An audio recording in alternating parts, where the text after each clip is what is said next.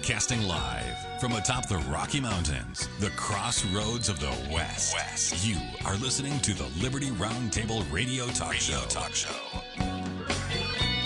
All right. Happy to have you along, my fellow Americans. Sam Bushman live on your radio. Hard-hitting news the networks refuse to use, no doubt, starts now.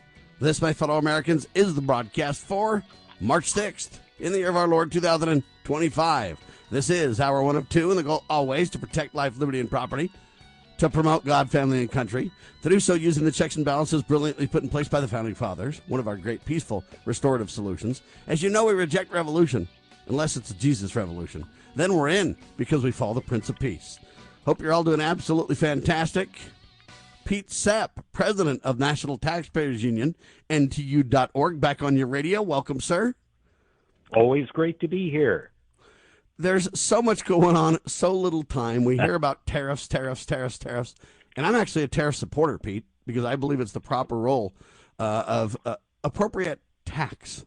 In other words, we should have apportionment taxes, indirect taxes, tariffs, and apportionments to the states, I believe, are one of the great keys, so I support them. I have a little bit of concern with a moral hazard in the marketplace, though, where we change a tariff today, change it tomorrow, change it. Oh, it's on, it's off, it's this, it's that. We're going to create a system in America where you can't count on anything in the business world. And one of the whole purposes of government is to create stability, to say, hey, you know what? We will honor contracts. We will, create a level playing field. We will. I get all that. And I'm not a free trade guy. I'm a fair trade guy, because I believe free trade just goes to whoever has the least lifestyle, at least from a dollar point of view, wins. The lowest common denominator. The reason I bring all this up is not to attack tariffs, because I believe in them. My whole point is we can put all these tariffs on, but right now all we've got is an extra lane for government to take more money, and we're paying for it as the American people on every end. So to me, it seems like the only real way out of this, if we're going to keep the tariffs the way they are, is get rid of the IRS or do something to relieve for the American taxpayer. So, without any preconceived notions, I wanted to set up my kind of concern and the issue on both sides of that aisle. I support tariffs, but I feel like we've got to reduce taxes or reduce the burden on the American people in some way. They've talked about it, but they haven't really done anything, and I'm afraid it might take a congressional act or something like that to accomplish this. But at the end of the day, have you guys done some research? What are do you have the same concerns? Is this real, or am I just making this up? No, those are valid concerns, Sam, and I'd add another one, which is the tax system is currently riddled with all kinds of exemptions, credits, deductions, clawbacks, giveaways, whatever you want to call them. And this is the political problem behind our current tax system. It basically allows and gives government the power to hold tax policy over businesses and individuals, and it creates an entire lobbying industry. That can happen with tariffs too.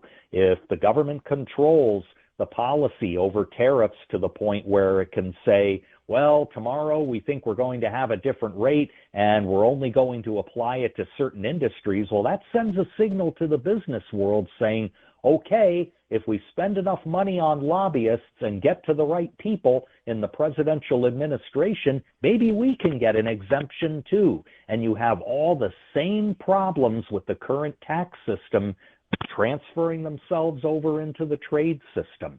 So we got to be very careful about that.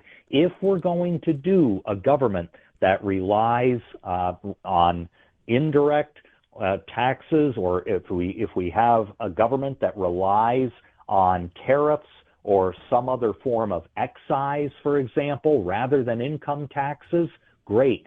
We have a lot of work to do to make that happen so that taxpayers aren't ending up paying twice. That's a genuine concern here.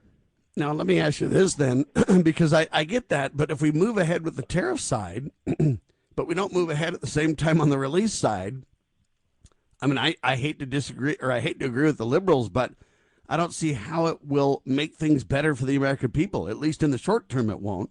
Now, if you eventually get tax relief on the other side, it could be great because, hey, I have to pay a bunch of money just to comply. And if they did a lot of these things, an apportionment tax at the state level, for example, and or tariffs, and they got rid of the IRS or whatever, it would, I would just get money back in my pocket because I don't even have to pay to file, much less keep track of all that kind of stuff.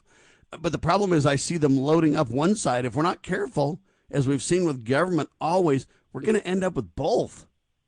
Yes, that's right. And the founders of this country, on purpose, they decided consciously not to allow the government to have certain powers of taxation. And one of them was unapportioned direct taxes, income taxes. They said if government gets that tool in its toolkit, it will grow and grow and grow. And that's exactly what happened after the 16th Amendment to the Constitution was ratified, basically giving the federal government the green light to levy an income tax. I know there are folks out there who say, there are legalistic arguments back and forth about it, but politically, economically, in the real world, that's what gave them the power to levy an income tax. And do you know that since that amendment was ratified in 1913, federal receipts have soared by nearly 200,000%. The founders knew that that money machine needed to be kept out of the hands of the federal government. Successors in governments made the mistake of providing that power, and we're all paying for it. Isn't that really? I know a lot of people want to talk about what's at the heart of inflation, and I agree the Federal Reserve is in general creating money out of thin air. That's a whole nother rabbit hole. But aren't these taxes and this ballooning of the tax system and the take on the side of government, isn't that really the cause of the current inflation we're experiencing? Oh, I definitely think so. The fact that you have a currency no longer backed by gold so that governments can inflate their way out of all kinds of financial crises. The trouble is they can inflate their way into crises as well by doing that. And by overspending, by overpromising to various constituencies, by ignoring the enumerated powers in the Constitution that were given to Congress and the other two branches of government, well, this is why we're in our current mess. And I have to tell you, we don't want a situation where the federal government is taking in more money from its citizens through tariffs and taxes, and nobody is paying attention to it. It's very easy to bury the price of bad policy into goods and services.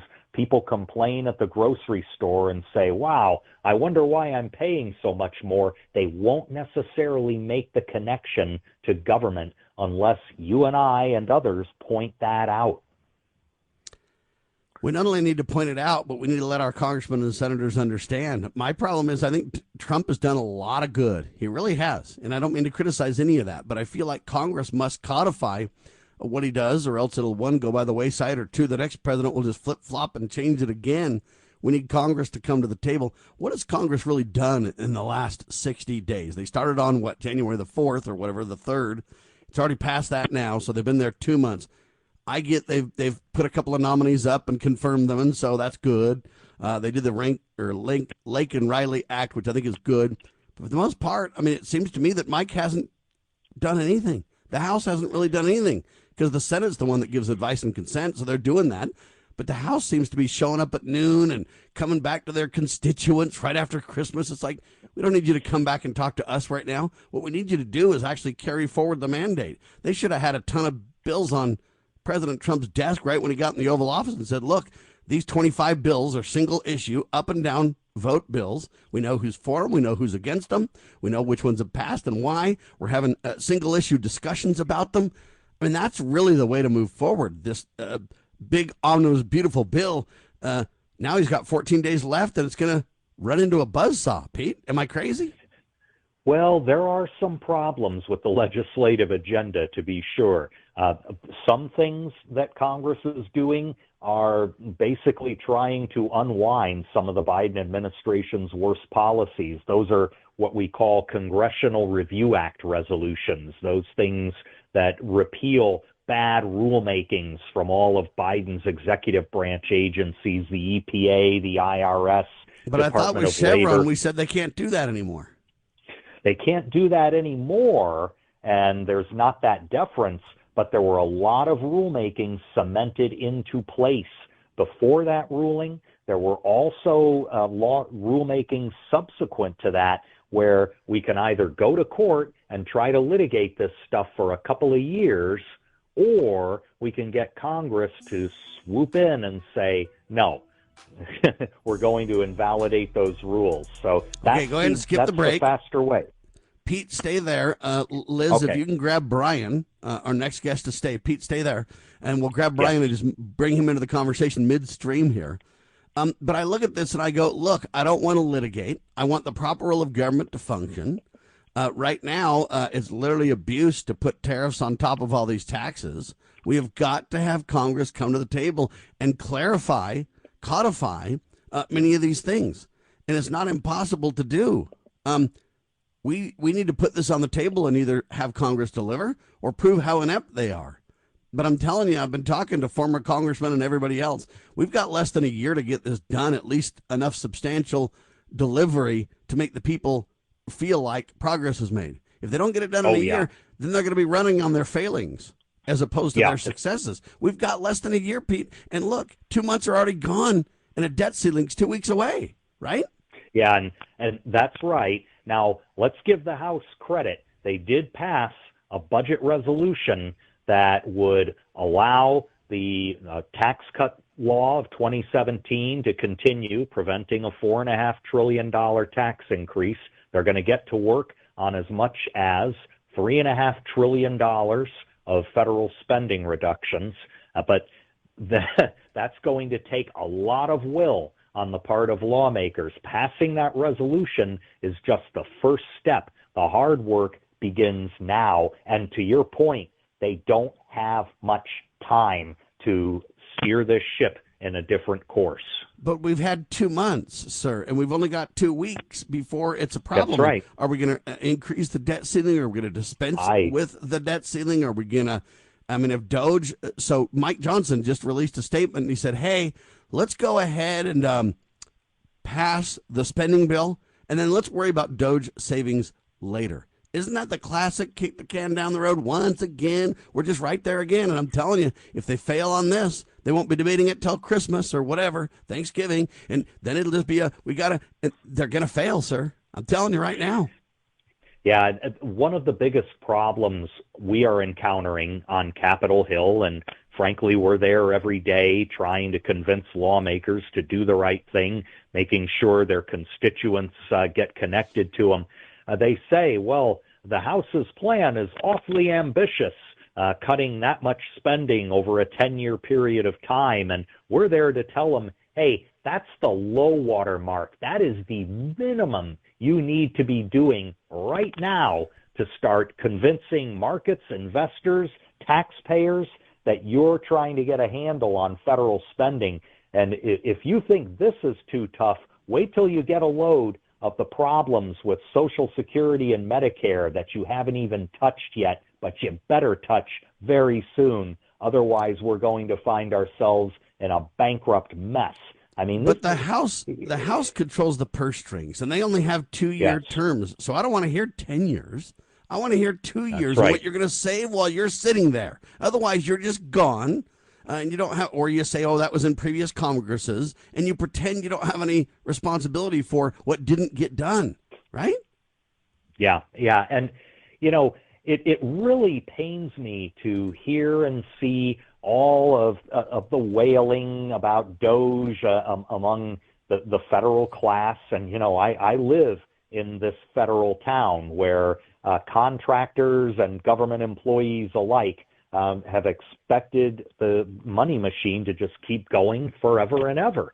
And it can't be that way. We're all going broke. And that's something they still don't understand when they complain about, horrible draconian budget cuts to the programs we care about and tens of thousands of hardworking people being laid off Where was that concern when Joe Biden destroyed the Keystone XL pipeline or kept hiring more government employees, costing more money, more debt, more taxes on the American people? There was no concern about that. So it's a strange paradox. Very Amen to that. strange. Bryan Rust of freewatercoinco.com is with us. He's a constitutional currency man, gold and silver. He's an expert for 3 generations. His family's been helping people understand precious metals and, most importantly, take advantage of possession of those metals. That's the key to the exercise. Take possession of your metal. Bryan, welcome back, sir. Hey, thanks, Sam. Glad to be with you and Pete. What do you think of this discussion? To me, it seems like they're just melting now, and they've wasted 2 months. Now they got 2 weeks till the debt ceiling. Do you want to predict what's going to happen, Bryan? Yeah, I would say we're already bankrupt. I mean, they keep shoot. kicking the can down. We keep kicking the can down the road.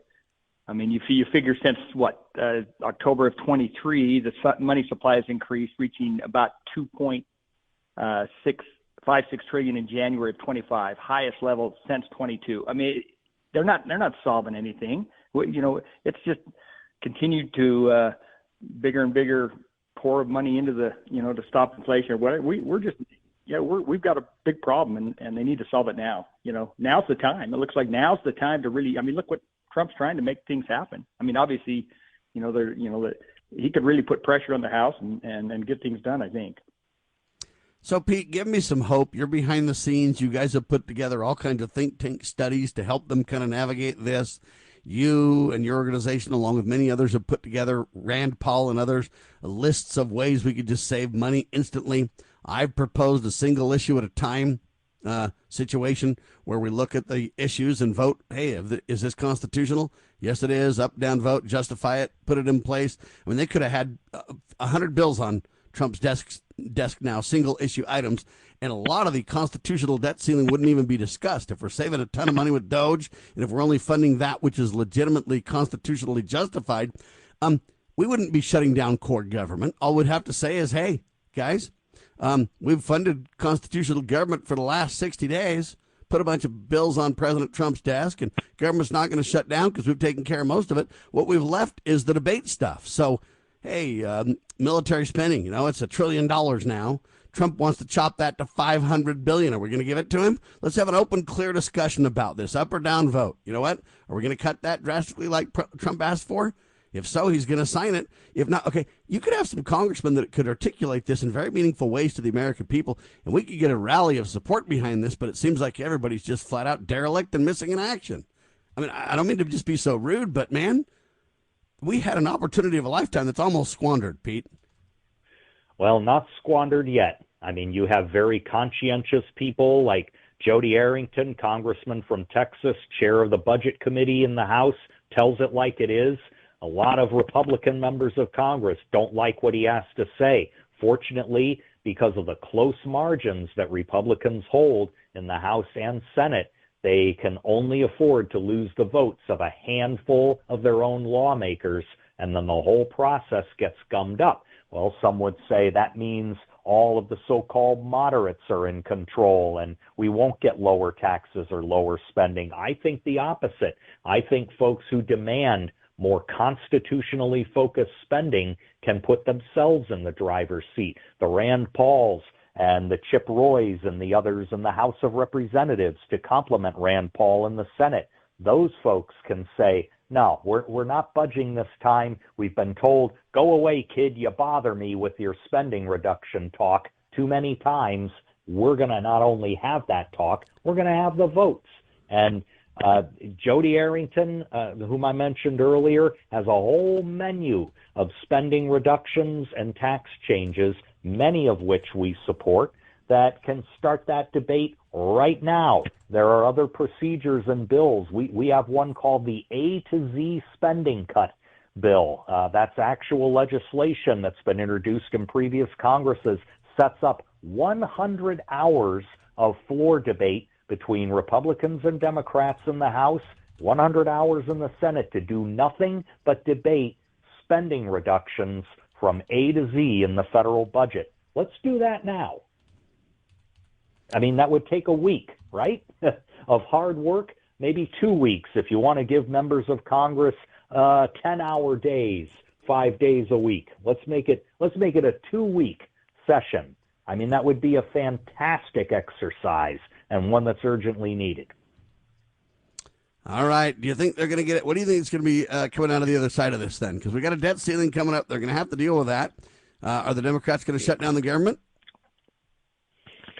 I think the way they acted during President Trump's speech, anything is possible.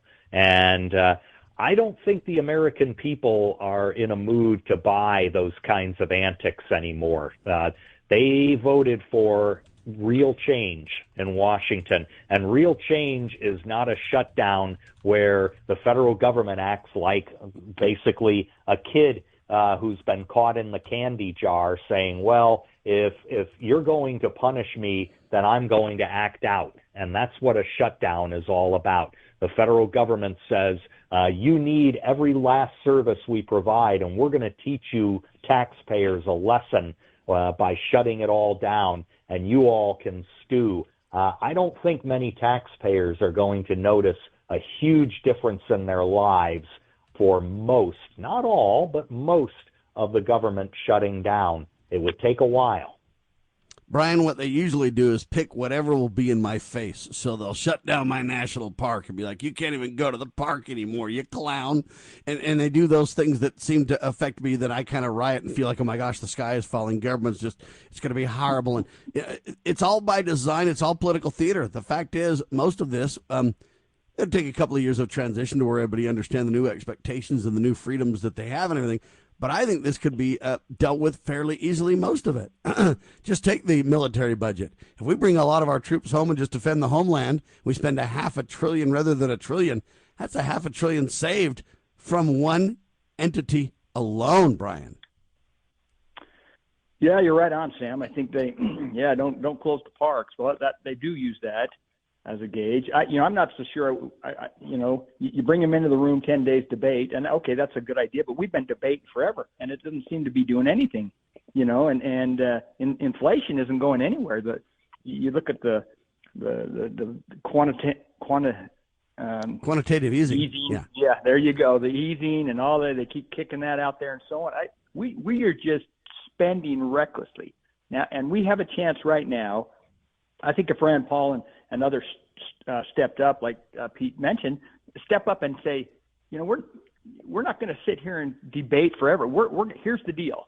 And I think they have support from the president and others to just, let's get it done. Let's get it done now. I mean, president's willing to make things happen, and we've got major problems. And so we better stop the bleeding. Pete, is there any way that we'll really get the IRS abolished? Trump talks about it. Says it wants an external IRS, not an internal one. Is it really real, or is that just political rhetoric? It can be real, but it will not be a reality under the current Congress doing the things they are doing now. If we're talking about extending the 2017 tax relief law that President Trump signed, well, you're going to need an internal revenue entity. If you don't want to call it the IRS, it'll still be something that functions like it to administer those laws. You would have to be much more radical in how you redesign our tax system to get to a point where you don't need a federal entity that administers internal revenue policies. You would have to outlaw an income tax, repeal that 16th Amendment to the Constitution. Hey, Pete, I got a hard break. Can you stay a little longer? About 5 minutes, 7 minutes. All right. I got one more question for you. I'll ask it, then we'll come straight from the break. We'll let you respond to it. I apologize. It's a hard break that I can't change. And then we'll let you respond to it, then we'll let you fly. So here's the question. Doge, according to Elon Musk and Donald Trump, is incredible and doing a phenomenal job, saving us just everywhere. If you listen to the Democrats, the media, though, all Doge is doing is a wrecking ball through government.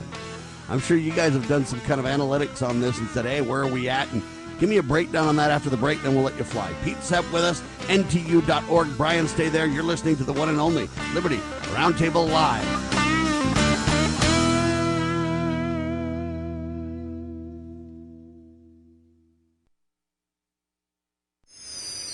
How would you like to help this program reach more people and earn silver at the same time? Call or text 801-669-2211 for complete details. News this hour from townhall.com. I'm Rich Thomason. A Trump administration freeze on federal loans and grants remains on hold. A Rhode Island federal judge extending his prohibition on the funding freeze, being challenged in court by a couple dozen Democrat-led states.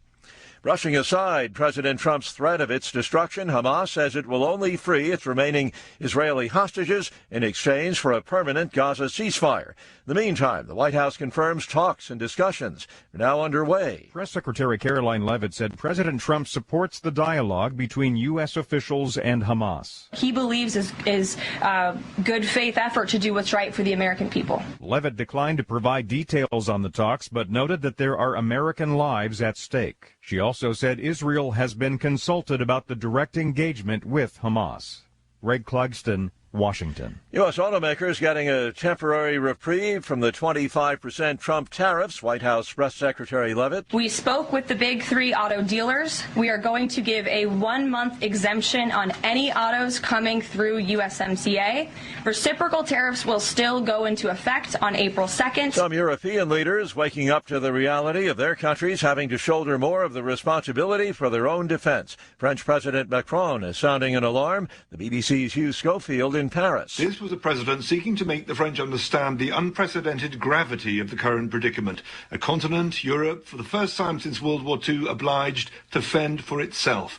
He said he hoped the alliance with the US would survive, but the French and Europeans had to prepare to go it alone. This would mean reindustrialization and defense and the raising of huge amounts of money. EU leaders holding an emergency defense summit in Brussels. On Wall Street, the Dow down 463 points. More on these stories at townhall.com.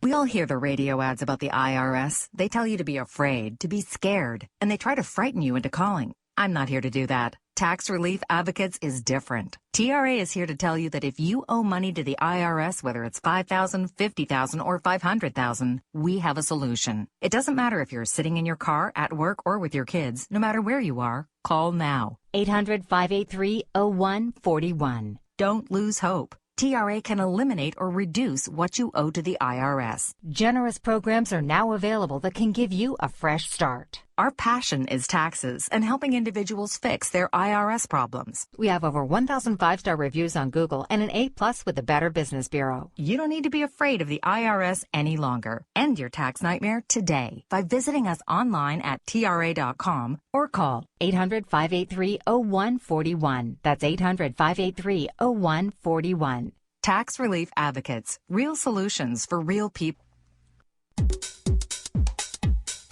Introducing Managed IT Services from NPI. We offer top-notch data backup and recovery, email spam protection, and network security tailored to your needs and budget. With 20-plus years of experience in the medical field, our HIPAA-certified consultants know what it takes to protect sensitive information. Don't settle for less. Give us a call at 801-706-6980 and experience the difference with Managed IT Services. Remember, your IT support should be fast, efficient, and reliable. Introducing PrepStartsNow.com, your ultimate guide to readiness and peace of mind. We offer practical preparedness tools, training, and education to take your family's household readiness to the next level. Browse the prep shop for essential products, check out our planning guides, and stay informed with our prep blog. Visit PrepStartsNow.com and subscribe to our emails for exclusive offers, new products, and future events. Remember, preparedness begins with PrepStartsNow.com. Mr. President, Senator from Kentucky. Reserving the right to object. I lived for 4 months in Asheville, worked at the VA hospital, still have fond feelings for Western North Carolina. But the thing is the reason why we won't do this in a responsible way is because the Senate voted to send all your money to Ukraine. I mean, they voted to send $200 billion to Ukraine. I've been all over the mountains of Appalachia when I ask people, would you rather that your senators take care of you here in Asheville or here in Pikeville, here in Appalachia? Would you rather them send your money to Ukraine? I don't get anybody wanting to send a penny to Ukraine. Look, you can have all kinds of sympathy in the world for Ukraine, hostility towards Russia being the aggressor nation, but we don't have the money. We're $2 trillion in the hole. Interest this year is going to be $1 trillion. And as far as passing this, I'm willing to let it pass today. He's going to object to passing his own bill today simply because it gets paid for. I'm willing to let the bill pass, but take some of the fluff and boondoggle subsidies from the Green New Deal and put it into here. The money's sitting here. We put it into here for disasters. We help Asheville today.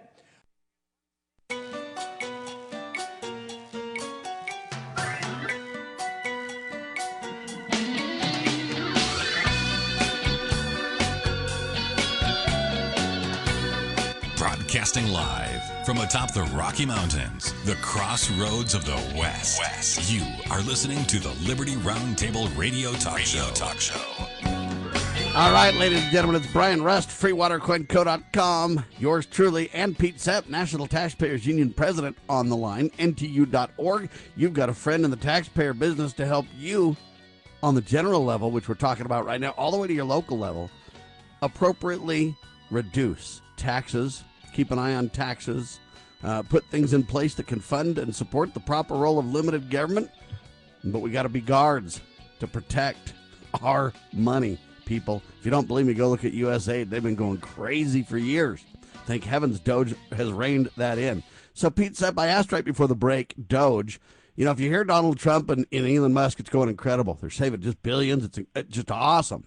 If you hear the mainstream press, it's like, oh my gosh, the sky is falling, Chicken Littles everywhere, and man, it's horrible. Everybody's going to literally be homeless because we're cutting. It's crazy. Where's the truth? The truth is somewhere in between here. Very clearly, there's going to be disruption anytime you reduce federal spending. I mean, sure, there's waste, fraud, and abuse, but somebody is profiting off that. Otherwise, it would have been gone years, decades, centuries ago. So actually bringing this express train toward oblivion to a halt is going to take some effort, and it's going to take some pain. That's the way it is. And to say, though, that cutting, well, the claim is now $55 billion worth of federal wasteful spending, when we're running, as that clip you played indicated, a $2 trillion a year deficit. When you start doing the percentages there and you realize, oh, goodness, that's barely 2.5%. What kind of catastrophe is it to say that we want to shave 2 or 3% off the federal deficit, not even the federal budget itself? How is this the end of the world? It isn't. I'll tell you what the end of the world is. It's continuing to spend money like this. And it's as Bryan says, it's not backed by gold right now. And that in and of itself should be a danger signal that sooner or later, when investors lose confidence in the United States' ability to get a handle on its own finances, it will happen like a light switch. And when the lights turn out on us, it's going to be much more difficult to turn them back on. They're already dimming. Bryan, do you want one quick response, and then we'll let Pete fly?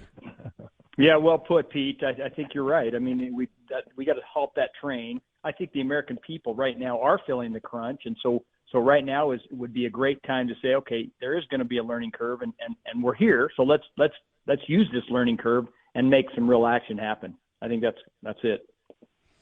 Pete Sepp, thank you, my friend. Always a pleasure, sir. I'll be back next month. Look forward to it. Pete Sepp, National Taxpayers Union, always bringing common sense to the discussion. You know, I get kind of radical, Bryan, because I just get so livid at these clowns. I'm just like, are you kidding me right now? You're telling me you've been in there for 2 months in the new Congress. You've got 2 weeks till the debt meltdown goes on, and you guys are just going hum-de-dum, and we're going to, you know, and we're going to boo Donald when he gives a speech. We're going to, you know, it's like, I don't even know how to respond to this, and I get so livid. And then Pete comes back and he says, Sam, you're right on all those frustrations, but here's some common sense reality. And I really appreciate that, because we need to be grounded about this. I get the frustration as much as anybody. At the same time, Pete's right, though. This is a slog. There's a lot of different people with different agendas and opinions and beliefs, and they're all at the table. The problem is we, the people, aren't at the table, really. I mean, that's the core problem, Bryan, that I see. Yeah, there's that, but I think over the last, you know, this period of time, and we go back even a few years or so on. I mean, even before pandemic.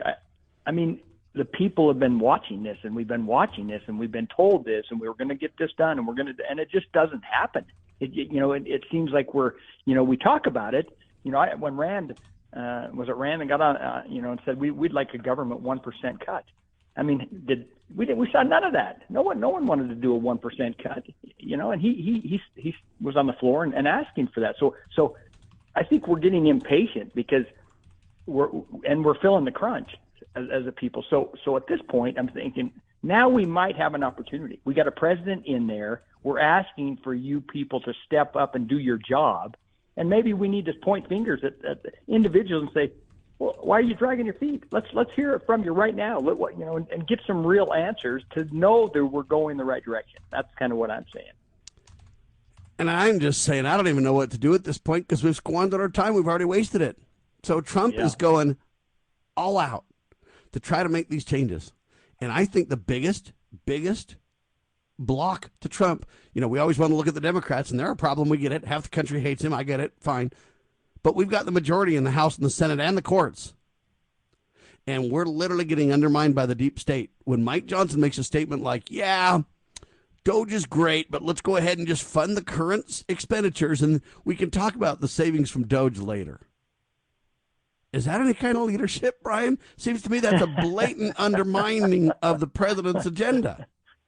Yeah, well, that's it. I mean, they feel like there's pressure on them because they don't want to lose their seat or whatever, and so they want to help. And these are still some of my friends, and I get it. But now's the time to step up and make it happen.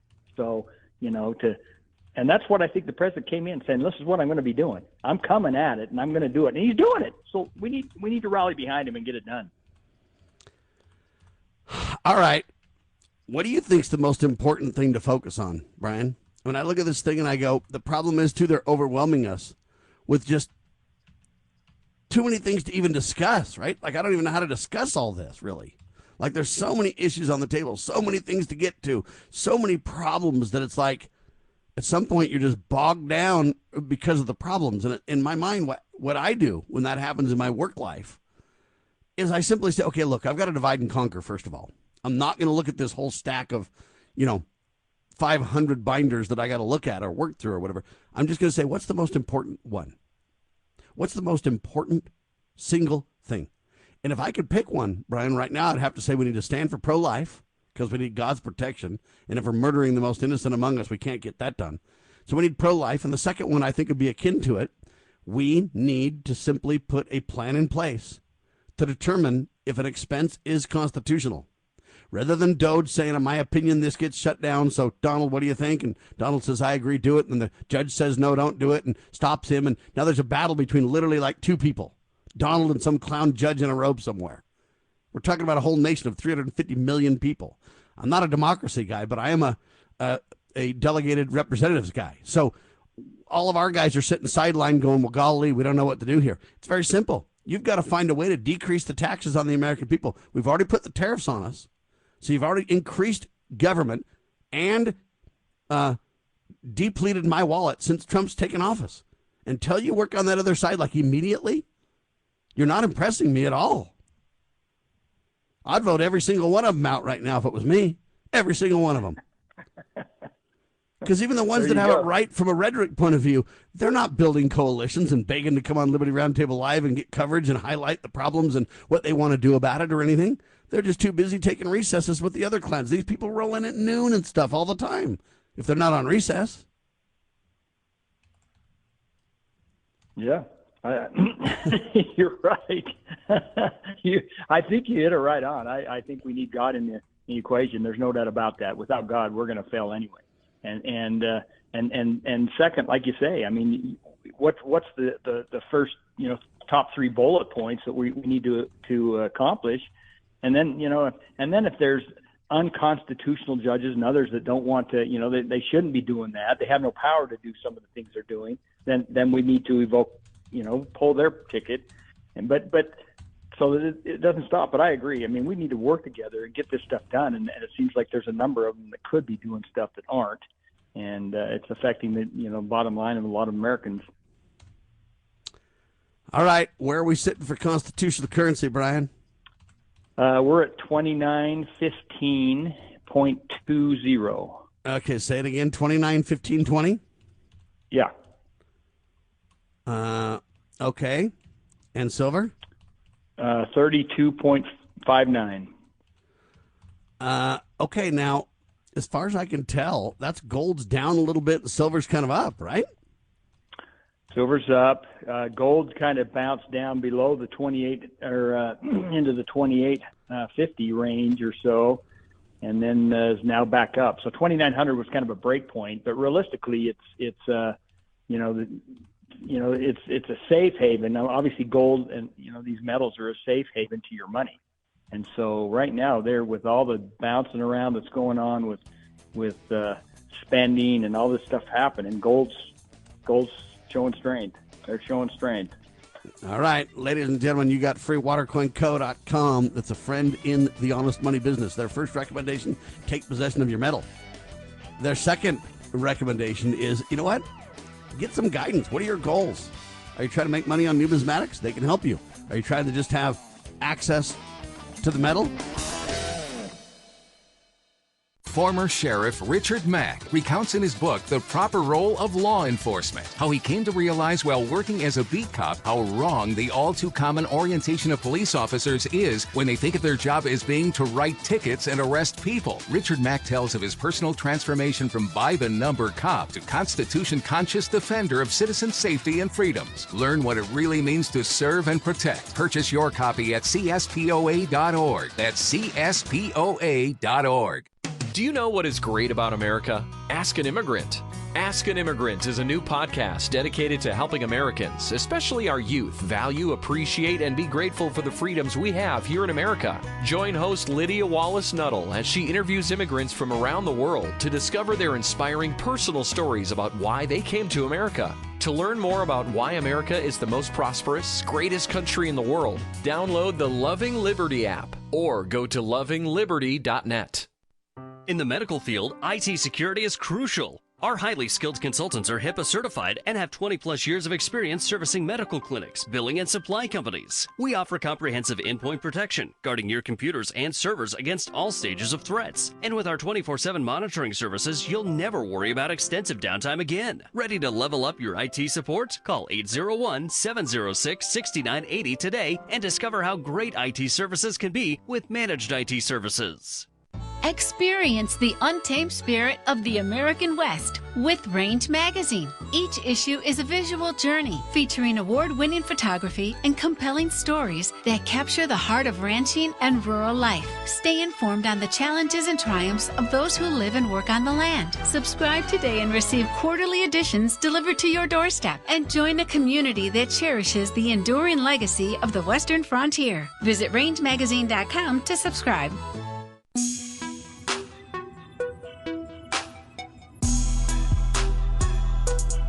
All right, Bryan Rust, Sam Bushman on your radio. So I'm really frustrated with Congress because I believe that Congress is where we're failing the most. President Trump is providing, in my personal opinion, some tremendous leadership. Are there some things that he's doing that I'm not comfortable with? Yeah. Like putting tariffs on all of us without reducing taxes. If we're not careful, we're going to end up with both. People, that's the last thing I want to see, right? But Trump is providing great leadership. It's Congress that's just derelict in their duty. They're just like, yeah, for Trump's agenda. And then it seems like they undermine it at every turn. Let me give you a couple of quick examples of what I mean. Donald Trump tells American children, you are just perfect, exactly the way God made you. What do you think of a statement like that, Brian? I think it's awesome. Can it get better than that? Well, I'm just saying, you tell the American children, hey, man, you are just as God intends you to be. Celebrate that. Be that. I'm telling you right now, that's real leadership, sir. Yeah, I agree. He then says there are only two genders, scientifically backed, biblically backed, etc. And he doubles down on that statement. So this is what I mean. He's doing his very best. And I look at that and I commend him for that, right? Absolutely. Well, then you get this interesting statement from the president. And then you get a clown show from the mainstream press. Here it is. Listen. CNN forced to issue correction on its own, quote, fact check after trying to nail Trump for transgender mice. C. Douglas Golden over at westernjournal.com has the piece. It's a great, great article. But so CNN was basically forced to issue a correction. They had, meaning Donald Trump checked his facts. CNN said they hadn't. The White House then brought the receipts, and CNN decided, well, we can't be wrong, so this needs context. So now they're not saying Trump's wrong. They're just saying, well, it really needs context because they don't have a way out. They lost. They lied. He said we've spent literally all this money, $8 billion or whatever it was, on these transgender mice, weird stuff. And it turns out he was absolutely right and they were wrong. And they tried to fact check him. They got burned, Brian. Well, it's the truth is will set you free. And he's speaking truth. I mean, there is only one gender. I mean, it's, and so he's speaking truth. So for them to try to twist that, and I'm glad they got caught, but they're getting caught on a lot of things. The problem is there's no accountability. That's the issue. I couldn't agree more. Anyway, I just find that fascinating. So he then literally, and we're talking about one expenditure, and they literally wanted to argue and lie. And the problem is they got caught because Trump and team pushed back and said, no, you guys are clowns. You're wrong. Here's the data. But why should the president be doing their work for them? A fact check means you go actually check the facts. At least it's supposed to, Brian. They didn't go check the facts. They're just like, well, we haven't heard of anything different, so we got to think that Donald's lying. Wait a minute. Fact checks or go look at the facts. They did not do that, Brian. Yeah, they didn't do their job, and it seems like now what he's having to do, I mean, that just ties him up more into various things. That's where I as the press somewhere, the press like you're bringing this factor out. I mean, most people don't see this, so they're. It'd be nice to see them get caught on some of this stuff. That's why I say the accountability would be a nice thing. Well, what do you think is going to happen to the interest rates? What do you think is going to happen to the debt ceiling? In other words, the shutdown of government coming up in a couple of weeks, et cetera, et cetera. For me, as far as I can tell, interest rates aren't going down anytime soon. Eggs are through the roof. Gas is through the roof. All these things are expensive. And I don't see any relief if we're just going to dump tariffs on top of everything. I just don't. Yeah, you just got too many issues. We need to preserve wealth, which would be owning gold and silver. And they're unable to. Basically, the Federal Reserve is unable to fight inflation without triggering economic collapse. And so, right now, I think the best bet for Americans is preserve a little bit of what you can and keep doing that, because our future right now is, who knows? It's just undecided. We were trying to, they're trying to stop the bleeding, the president, but it's a big fight. Just as Pete said, holding the train is going to be a tough way to go. But anyway, we've just got to do something. There you have it. Prepare. There you have it. And I think we need to prepare. And I think we really need to kind of say, hey, one of the things that I'm starting to think we need to do, if Congress will not come to the table and start to reduce spending. The only way I know that we can do it, that we have personal control over, Brian, is the economy ourselves, is we just need to start not spending our money. We need to basically double down and say we're not going to buy anything new. We're going to live with what we've got. We're going to wear it out. I can't remember the old saying from the people from the Depression times, but, wear it out or do without or kind of, whatever. I kind of look at that and I'm kind of going, if enough Americans just said, look, we're not going to spend for entertainment and fun. We're not going to, and you could say, well, that'll just hurt the economy, Sam. It might send enough of a message if we got serious. Even a day or two or three could make such a several billion-dollar changes that it couldn't be ignored. And at some point, I'm thinking a national boycott until Congress gets their crap together and starts decreasing spending in a meaningful way, and they start to decrease taxes, and we're going to demand it, and we'll just simply pull ourselves out of the economy. Sam Bushman alone is a single person, but man, I put thousands of dollars into the economy every year. Times me, times you, times one becomes two, becomes a few, becomes many. Pretty soon, people start to pay attention, Brian. Is that our only way left? Well, I think that would be a good help. I mean, that would be if we could rally and do more of that. That would be a good thing. There's no doubt about it. seems like we're stuck in the mud and we're trying to get out, and these our clowns at the top aren't really helping us. I mean, the president, I think, is trying to do some things, but they need to work together, and it seems like there's still that they don't want to do that, and I'm sure they're fighting time, and so if they can hold back and not work together, then maybe he can't do what they're wanting and what he wants to do. I don't know. Seems like that's what we always do. Well, there you have it. And again, I'm trying to think through it. It's like a live radio think tank a little bit, because I'm brainstorming on the fly, but I think, what else can I personally do? And I'll tell you where I got this idea. Government school. Everybody says, oh my gosh, the government school's horrible. Boys are dressing up like girls. Girls are dressing up like boys, and they're taking hormones and not telling their parents. And it's crazy land down there.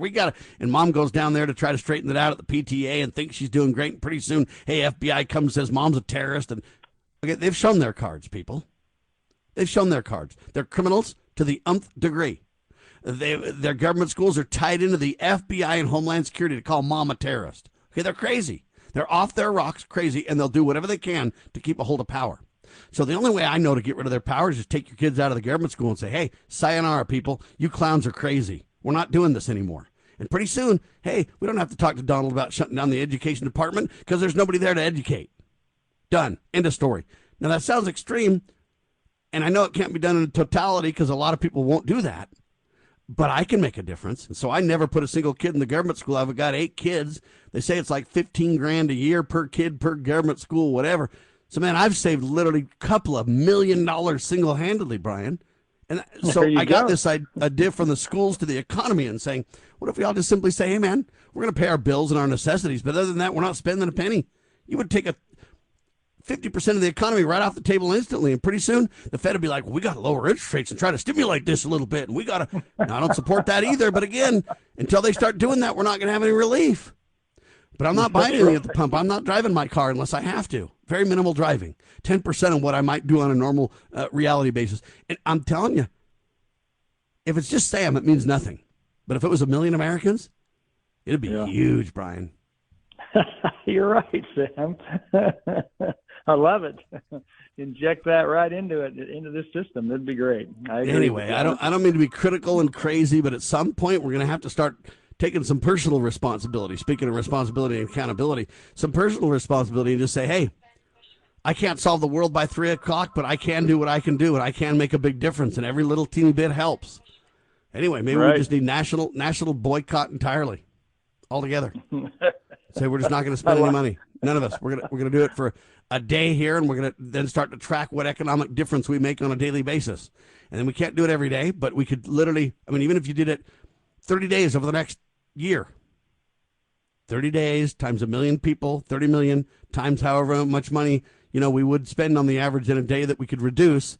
You're talking billions of dollars instantly, Brian. Yeah, no doubt about it. You look at the rise in this financial balance sheet. Since 2008, $9 billion to $9 trillion. So yeah, let's take some of that pie away.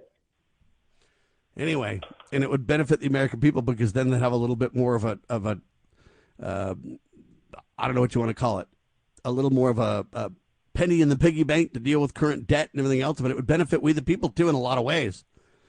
Yes, it wouldn't be as fun. I get all that. It would be, but at the same time, it could be meaningful and it could be empowering. And it's kind of like victory gardens. I get that it doesn't feed everybody from one victory garden, but it obviously made enough difference to have them, right?